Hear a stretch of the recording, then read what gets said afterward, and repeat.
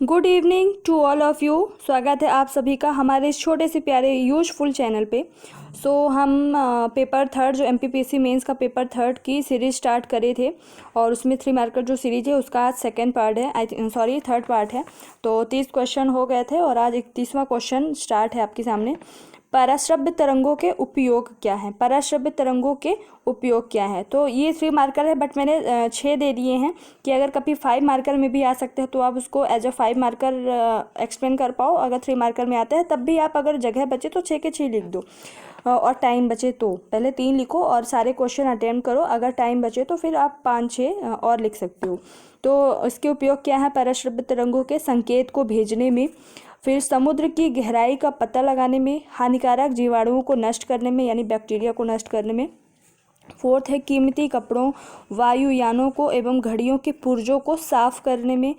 पांचवा है गठिया रोग के उपचार में एवं मस्तिष्क का ट्यूमर का पता लगाने में। और फिर छठा है कल कारखानों की चिमनियों से काली हटाने में, जो काले काले हो जाते हैं ना, दाग हो जाते हैं, उनकी काली हटाने में।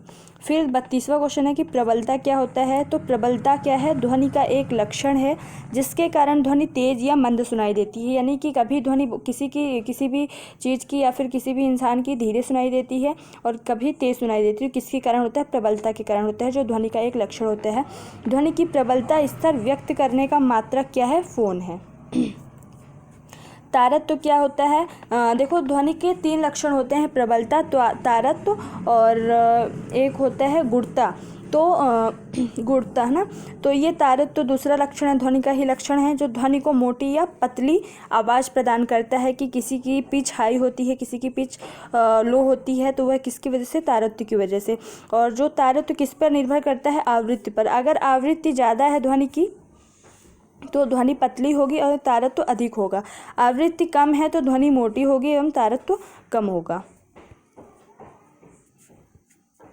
फिर ध्वनि की तीव्रता क्या होती है? तो माध्यम के किसी बिंदु पर ध्वनि की तीव्रता उस बिंदु पर एकांक क्षेत्रफल से प्रति सेकंड तल के लंबवत गुजरने वाली ऊर्जा होती है। ध्वनि की तीव्रता एक ऊर्जा होती है जो कि किसी भी माध्यम के किसी भी बिंदु पर एकांक क्षेत्रफल से प्रति सेकंड में उसके लंबवत, किसी तल के लंबवत गुजरती है जितने तेजी से, वही वो ऊर्जा, वही ध्वनि की तीव्रता होती है। और उसका मात्रक क्या होता है? बेल। और बेल का जो 10वां भाग होता है, यानी 1/10वां जो भाग होता है, उसी को डेसीबेल कहते हैं। तो डेसीबेल आप लोगों को ज़्यादा पता होगा, ये बेल कम पता होगा। स्रोत क्या होता है? स्रोत से ध्वनि की तीव्रता स्रोत से दूरी के वर्ग के व्युत्क्रमानुपाती होता है। यानी कि स्रोत से जितनी दूरी बढ़ती जाएगी उतनी ज़्यादा तीव्रता कम होती जाएगी, एवं माध्यम का घनत्व जितना ज़्यादा बढ़ता जाएगा ध्वनि की तीव्रता बढ़ती जाएगी। अनुक्रमानुपाती होता है। फिर है प्रतिध्वनि क्या होता है? तो ध्वनि तरंगे जब दूर स्थित किसी दृढ़ परावर्तक सतहों, जैसे पहाड़ एग्जाम्पल है, से टकराकर वापस होती है। जब कोई ध्वनि तरंगे जब किसी दूर स्थित पहाड़ पर जैसे यहाँ पे कोई ध्वनि तरंगे आ रही हैं और यहाँ पे पहाड़ है, ये ध्वनि तरंगे वापस जाएंगी, टकरा के क्या होंगी? वापस जाएंगी। तो इस संपूर्ण घटना को प्रतिध्वनि कहते हैं। ठीक है। और इसे सुनने हेतु प्रतिध्वनि को सुनने हेतु श्रोता व परावर्तक सतह की मध्य की न्यूनतम दूरी 17 मीटर याद कर लो। अगर आपको एग्जैक्ट 16.6 मीटर नहीं याद आ रहा हो तो 17 मीटर होनी चाहिए। एक ही लिखना है इनमें से कोई एक। ध्वनि का व्यतिकरण क्या होता है? जब समान आवृत्ति की 2 ध्वनि तरंगे किसी बिंदु पर मिलती हैं या पहुंचती हैं तो वहां पर ध्वनि ऊर्जा का पुनः से वितरण हो जाता है। यानी कि कोई ध्वनि तरंगे समान आवृत्ति की हैं और किसी बिंदु पर मिलती हैं तो ध्वनि का वापस से वितरण हो जाता है, उसे क्या कहते हैं? व्यतिकरण। और ये 2 प्रकार के होते हैं, संपोषी व्यतिकरण, विनाशी व्यतिकरण। संपोषी व्यतिकरण कब होता है? जब ध्वनि की तीव्रता अधिकतम होती है तो उसे संपोषी व्यतिकरण कहते हैं। यानी जब ध्वनियाँ समान कला में समान आयाम में पहुँचती हैं, और जब ध्वनियाँ जो विपरीत कला में पहुंचती हैं तो उसे वहां पर ध्वनि की तीव्रता बहुत कम हो जाती है, तो उसे क्या कहते हैं? विनाशी व्यतिकरण। देन है डॉपलर प्रभाव। ये किससे रिलेटेड है? ध्वनि से रिलेटेड है डॉपलर प्रभाव। तो डॉपलर प्रभाव क्या होता है? जब किसी ध्वनि स्रोत व श्रोता के बीच आपेक्षिक गति होती है, लाइक कोई ट्रेन जा रही है इधर से और कोई बाइक से कोई बाइक चालक जा रहा है तो अपेक्षिक गति हो रही है, यानी कि बाइक की अपेक्षा ट्रेन की गति हो रही है, ट्रेन की अपेक्षा बाइक की गति हो रही है। तो जब किसी ध्वनि स्रोत, अब चूंकि ट्रेन से भी आवाज़ आएगी जब ट्रेन चलती है और बाइक से भी, तो जब किसी ध्वनि स्रोत व श्रोता के बीच अपेक्षिक गति हो तो श्रोता को ध्वनि की आवृत्ति वास्तविक आवृत्ति से अलग सुनाई देती है। तो जो ध्वनि की आवृत्ति होती है जब अपेक्षिक गति होती है जब किसी ध्वनि स्रोत व श्रोता के बीच, तो वास्तविक आवृत्ति नहीं ना सुनाई देके कुछ अलग आवृत्ति सुनाई देती है और इसे ही डॉपलर प्रभाव कहा जाता है। मैक संख्या क्या होता है? समान माध्यम में, यानी कि किसी भी समान माध्यम में किसी पिंड या वस्तु की चाल तथा उसी समान माध्यम में ध्वनि की चाल के अनुपात को जहाँ ताप एवं दाब समान हो मैक संख्या कहते हैं। तो मैक संख्या आप इस तरीके से भी लिख सकते हो कि मैक संख्या बराबर पिंड की चाल बटे, मतलब अनुपात है ध्वनि की चाल जहाँ माध्यम ताप एवं दाब समान हो, है ना। तो ये थोड़ा सा और कम लिखना पड़ेगा और कम थोड़ा सा स्पेस भी हो जाएगा। अब देखो यहाँ पे एक चीज़ और है कि पहली बात तो मैक संख्या का डेफिनेशन कि समान माध्यम में किसी पिंडे की चाल तथा ध्वनि की चाल के अनुपात को जहाँ ताप और दाब समान हो मैक संख्या कहते हैं।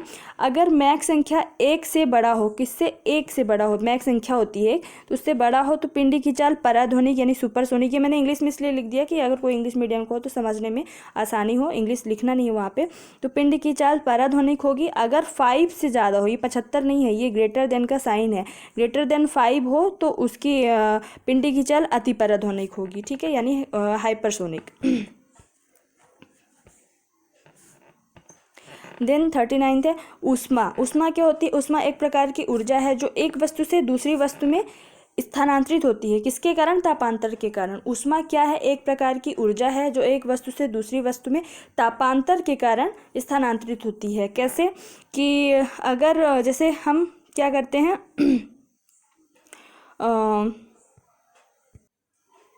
ये आग है, अब यहाँ पे कोई लोहे की छड़ लिया है, ठीक है, तो अब यहाँ से किसी ने पकड़ रखा है, ड्राइंग मेरी बेकार है, किसी का हाथ है यहाँ पे, तो जब ये लोहे की छड़ आग के संपर्क में है तो धीरे धीरे ये पार्ट गर्म होगा, ये पार्ट गर्म होगा, ये ठंडा है, यहाँ पे ताप ज़्यादा है, यहाँ पे ताप कम है, यानी यहाँ पे तापांतर है। तो जो ताप होगा अधिक ताप से कम ताप की ओर चलेगा और धीरे धीरे संपूर्ण जो लोहे की छड़ है उसको गर्म करता जाएगा, ठीक है। तो तापांतर के कारण स्थानांतरित होती है उसमें एक प्रकार की ऊर्जा है ना। निर्भरता वस्तु के द्रव्यमान पर, मतलब कि किसी वस्तु की जो ऊष्मा होगी उसी वस्तु के द्रव्यमान पर निर्भर करेगी और ऊष्मा का इकाई मात्रक जूल होता है, ठीक है। ताप क्या होता है?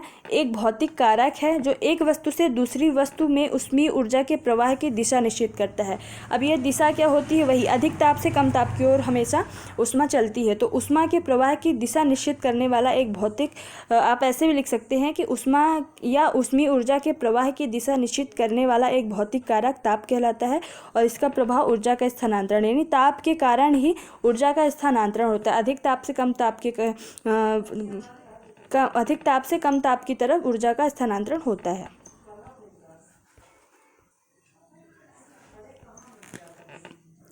परम शून्य ताप। ताप की निम्नतम सीमा पर जो ताप होता है, कोई पहली बात तो ये है कि ताप की अधिकतम सीमा की कोई सीमा नहीं होती कि मतलब वो कितना भी हो जाता है। सूर्य का जो कोर होता है वो बहुत ज़्यादा ताप उसमें होता है, बहुत ज़्यादा डिग्री, पता नहीं कितने होते हैं डिग्री सेल्सियस, और उसकी कोई सीमा नहीं है,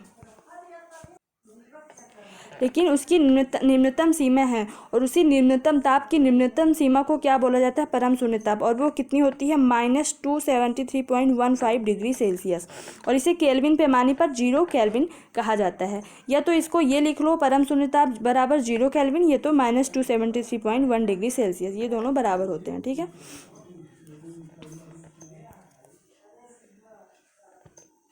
ऊष्मा का संचरण। ऊष्मा का एक स्थान से दूसरे स्थान तक जाना ऊष्मा का संचरण होता है। ये क्यों होता है आपको बता दिया गया है। ताप के प्रभाव के कारण अधिक ताप से निम्न ताप की ओर ऊष्मा का संचरण होता है। ऊष्मा एक प्रकार की ऊर्जा होती है। कारण होते हैं दो वस्तुओं या स्थानों के मध्य तापांतर, वही। और ऊष्मा संचरण की कितनी विधियां हैं? 3 विधियां हैं, चालन, संवहन एवं विकिरण।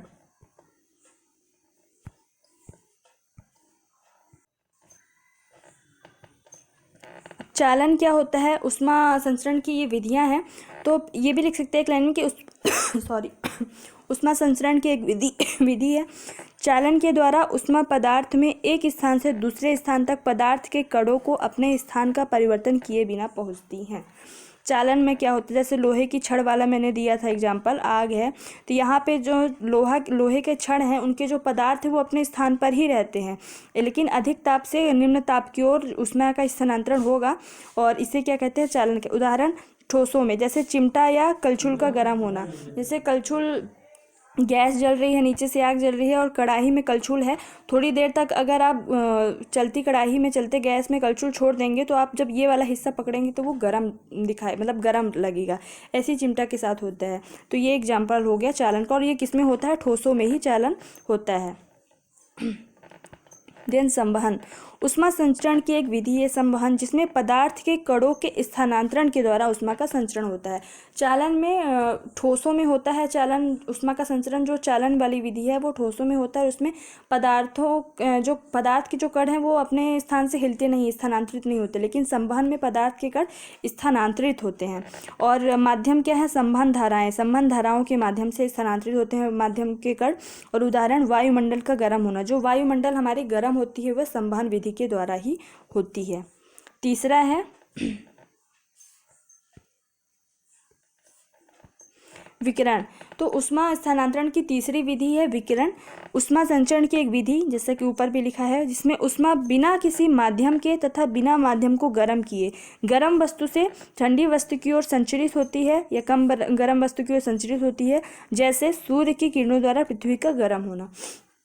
तो विकिरण में क्या होता है कि ना तो किसी माध्यम की आवश्यकता होती है और ना ही जैसे किसी भी माध्यम से जब वो गुजरती है विकिरण, तो किसी भी माध्यम को गर्म भी नहीं करती, ना किसी माध्यम की आवश्यकता होती, ना ही माध्यम को प्रभावित करती है। वह सीधे जैसे कि सूर्य की किरणें, सूर्य यहाँ पे है लेकिन पृथ्वी यहाँ पे है, अब सूर्य की किरणें आ रही हैं तो बीच में जो माध्यम होगा उसकी वजह से, विकिरण की वजह से गर्म नहीं होगा, और ना ही इनके लिए किसी भी माध्यम की आवश्यकता होती, सीधे पृथ्वी को गर्म करेगा। तो सूर्य की किरणों द्वारा पृथ्वी का गर्म होना किसका उदाहरण है, विकिरण का। और ये विकिरण क्या है, ऊष्मा स्थानांतरण की एक विधि है। ठीक है, तो लगभग 12.5 मिनट में हो गया है कंप्लीट।